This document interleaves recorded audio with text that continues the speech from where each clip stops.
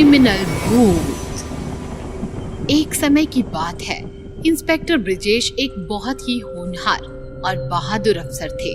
वो बड़े से बड़े क्रिमिनल का एनकाउंटर करते थे। एक दिन उनका पाला साइको किलर राका से पड़ गया। वो उसके पीछे भाग रहे थे और राका भी तेजी से भाग रहा था, पर ब्रिजेश ने शॉर्टकट लेकर सामने आकर राका को गोली मार दी। मैं तुम्हें नहीं छोड़ूंगा इंस्पेक्टर, तुम्हें और तुम्हारे पूरे परिवार को मार डालूंगा। राका ऐसा कहते ही दम तोड़ देता है। उसकी लाश को शमशान घाट में दफना दिया जाता है। ब्रिजेश को बहादुरी का मेडल देकर सम्मान दिया जाता है। उसके परिवार में सब बहुत खुश होते हैं। आप तो हर महीने एक मेडल ले आते हैं, इतने मेडल कहाँ रखे हैं ये भी बता दीजिए। अरे मम्मी, पापा के मेडल्स के लिए एक नया कमरा बनवा देते हैं। कमरा नहीं, जिस स्पीड से भैया मेडल ला रहे हैं, मेडल्स के लिए हमें नया घर ही लेना पड़ेगा। उसी खौफनाक रात में राका वापस तो आता है, पर अब वो एक इंसान नहीं रहता। वो एक भयानक भूत बन चुका था। उसकी लाल आंखें और नुकीले नाखून देखकर कोई भी बुरी तरह कांप उठे। मैंने कहा था इंस्पेक्टर, मैं वापस आऊंगा। अब तुझे और तेरे परिवार को मुझसे कोई बचा नहीं सकता। अगली रात ब्रिजेश का भाई राजेश ऑफिस से घर की ओर लौट रहा था। तभी उसे ऐसा लगता है कि उसका कोई पीछा कर रहा है। राजेश पीछे मुड़कर देखता है तो कोई नहीं होता। तभी उसे एक अजीब सी आवाज सुनाई देती है। तू ही है ना उस बहादुर ब्रिजेश का भाई? आवाज सुनकर राजेश डर जाता है और कांपती आवाज में पूछता है, कौन है? तभी राका का भूत उसके सामने आ जाता है। मैं राका, जिसे तेरे इंस्पेक्टर भाई ने मार डाला। अब मैं तुझे मारूंगा। देखता हूँ तेरा बहादुर भाई तुझे कैसे बचाता है। राजेश के उस भूत को देखकर पसीने छूट जाते हैं। वो तेजी से भागने लगता है। तभी राका उसकी गर्दन पर हमला करता है और उसका सारा खून पी जाता है और तभी राजेश की मौत हो जाती है। अगले दिन ब्रिजेश अपने भाई को देखता है और फूट फूट कर रोने लगता है। किसने किया तुम्हारे साथ ये भाई? मैं अपने भाई को नहीं बचा सका। तभी ब्रिजेश की पत्नी पूजा को राजेश के हाथ पर नाखून से कुछ लिखा हुआ दिखता है। देखिए जी, देवर जी के हाथ पर कुछ लिखा हुआ है। ब्रिजेश हाथ पकड़ने लगता है। भाई तो गया, अब बीवी की बारी। राका। ब्रिजेश ये सुनकर सदमे में आ जाता है और उसके पैरों तले जमीन निकल जाती है। राका, ये सब राका ने किया है। मैं सोच भी नहीं सकता था कि वो वापस आ जाएगा। मैं उसे नहीं छोड़ूंगा। मुझे लगता है कि हमें पंडित जी को बुलवा लेना चाहिए। ये भूत प्रेत का मामला है, आपके बस की बात नहीं है। पूजा अगले दिन पंडित जी को फोन करती है और उन्हें घर आने को कहती है। राका घर की खिड़की से सब देख रहा होता है। इंस्पेक्टर की बीवी, तू तो गई। पूजा घर की छत पर सूख रहे कपड़े लेने आती है कि तभी अचानक से तेज हवाएं चलने लगती हैं और वहाँ राका आ जाता है। कहाँ है तेरे इंस्पेक्टर पति? तुझे बचाने के लिए वापस नहीं आएगा। पूजा राका को देखकर चीख पड़ती है और उसकी आवाज सुनकर ब्रिजेश छत पर दौड़ कर आता है, लेकिन छत का दरवाजा बंद हो जाता है। राका, मेरी पत्नी को छोड़ दे।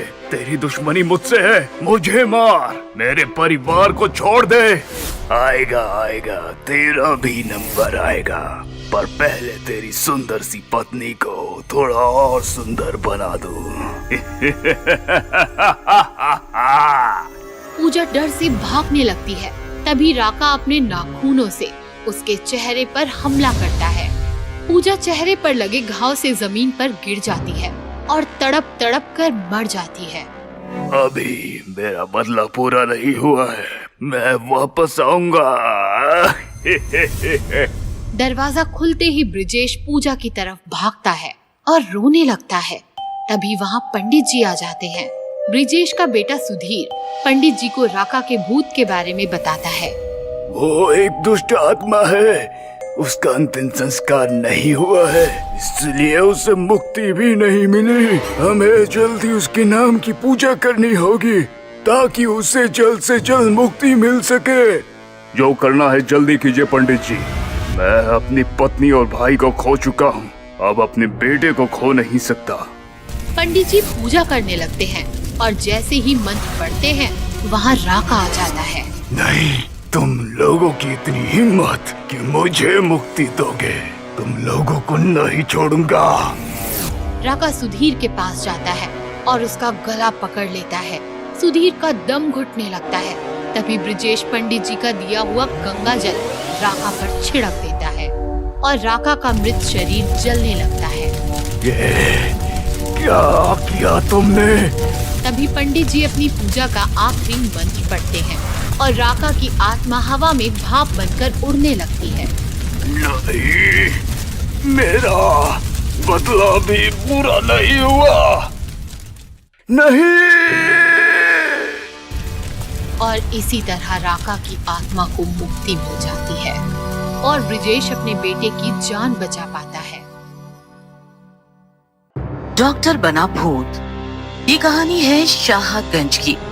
शाहगंज में संजीवनी नामक एक अस्पताल था जहां शिरीष कुमार नाम के काफी मशहूर डॉक्टर थे। सबका बढ़िया इलाज करते थे, लेकिन अस्पताल की एक अजीब बात थी। अस्पताल में किसी भी पेशेंट को एडमिट नहीं किया जाता था। दिन में इलाज होता और शाम से पहले पेशेंट्स को घर भेज दिया जाता। अंधेरा होने से पहले अस्पताल को ताला लग जाता। एक रात दिनेश नाम का एक लड़का इलाज कराने अस्पताल आया। रात में यहाँ इलाज नहीं होता, पता नहीं क्या? नहीं, पेट दर्द का इलाज कराने आया हूँ। बहुत दूर से आया हूँ, इसलिए सफर में पूरा दिन निकल गया। प्लीज मुझे अंदर जाने दीजिए। डॉक्टर साहब घर गए हैं, अस्पताल को ताला लगा है, दिखता नहीं क्या? कल सुबह आओ। चलो भागो यहाँ से। वॉचमैन ने दिनेश को भगा दिया और दिनेश परेशान हो गया। बड़ी उम्मीदें लेकर आया था, पेट दर्द का इलाज होता तो रात भर सुकून से सो पाता।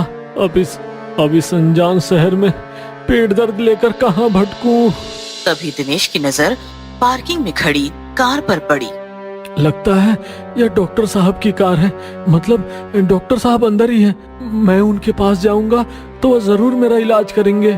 दिनेश पार्किंग की दीवार कूदकर अस्पताल में आया। अस्पताल पूरा सुनसान था, सारे बेड्स बिल्कुल खाली थे। न कोई नर्स थी, न ही कोई वार्ड बॉय। कमाल है, एक भी पेशेंट, एक भी नर्स नहीं। अब डॉक्टर साहब की केबिन ढूंढनी होगी। दिनेश को केबिन मिल गया।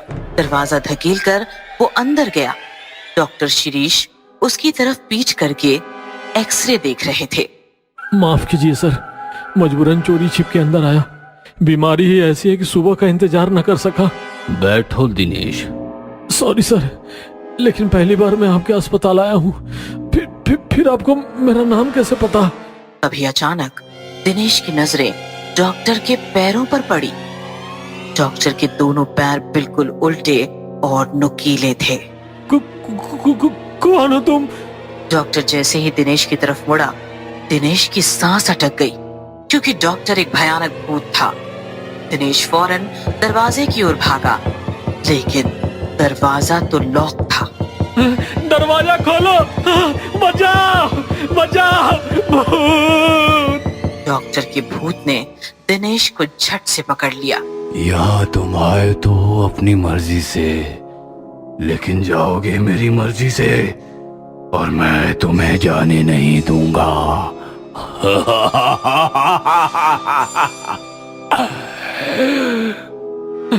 सॉरी सर, मैं किसी को कुछ नहीं बताऊंगा। सीधे अपने शहर चला जाऊंगा सर। प्लीज प्लीज मुझे छोड़ दीजिए। लेकिन भूत नहीं माना। उसने दिनेश का पेट जोर से दबाया। दिनेश जानवरों की तरह चीखने लगा। भूत ने अपनी पकड़ और मजबूत की और दिनेश चीखते चीखते मर गया।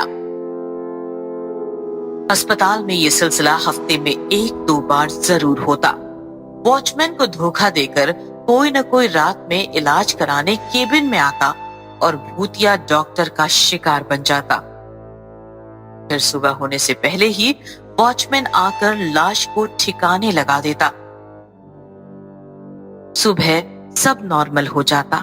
Doctor Shirish Kumar normal doctor की तरह पेशेंट्स का इलाज करते, लेकिन रात का अंधेरा होते ही भयानक भूत बन जाते। आखिर क्या राज था भूतिया डॉक्टर का? इसकी 10 साल पहले की एक कहानी है। 10 साल पहले एक रात पाशा नाम का किलर पुलिस की गोलियों से घायल होकर संजीवनी अस्पताल में आया। ए डॉक्टर, ए चल गोलियां निकाल। ये तो पुलिस केस का मामला है। चल गोलियां निकाल नहीं तो ठोक दूंगा साले, निकाल। बंदूक की नोक पर पाशा ने डॉक्टर से अपना इलाज करवाया और इलाज खत्म होते ही डॉक्टर पर बंदूक तानी। अरे मैंने तो इलाज कर दिया ना। हाँ, इलाज कर दिया और साथ पुलिस को भी इन्फॉर्म कर दिया। धोखेबाज। पाशा ने बंदूक से डॉक्टर को मार दिया और फिर भाग गया। तब से डॉक्टर भूत बना है। दिन में मरीजों का भगवान बनता है और रात में शैतान। एक रात की बात है, वॉचमैन गेट पर नहीं था, गेट खुला था।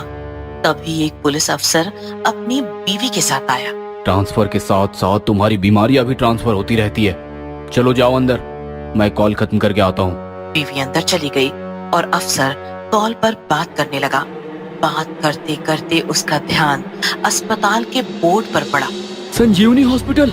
शिट। अफसर भागते भागते केबिन आया तो उसने देखा डॉक्टर के भूत ने उसकी बीवी की गर्दन पकड़ी हुई थी। अजी बचाओ, अजी बचाओ मुझे, बचाओ मुझे। डॉक्टर छोड़ दो, वो मेरी बीवी है। तो तू कौन सा एमएलए है? रुक, तेरा भी नंबर आएगा। मैं एमएलए नहीं, पर वही अफसर हूँ जिसको तुमने उस दिन कॉल करके पाशा की इंफॉर्मेशन दी थी 10 साल पहले, याद है? अफसर की बात सुनकर भूत ने औरत को छोड़ दिया। बता कहाँ है वो पाशा, मैं उसे मारना चाहता हूँ। कोई जरूरत नहीं, तुम्हारे कॉल के बाद मैंने उसे शहर से बाहर नहीं जाने दिया, उसका इनकाउंटर कर दिया। इनकाउंटर होने से पहले उसने तुम्हारे बारे में बताया था। पाशा मारा गया है, अब तुम भी लोगों को मारना छोड़ दो। ठीक है, मैं पाशा को मारना चाहता था लेकिन अस्पताल में कैद था। तुमने उसे मारकर मेरा बदला ले लिया। अब मेरे इस भूतिया अवतार को त्यागने का वक्त आ गया है।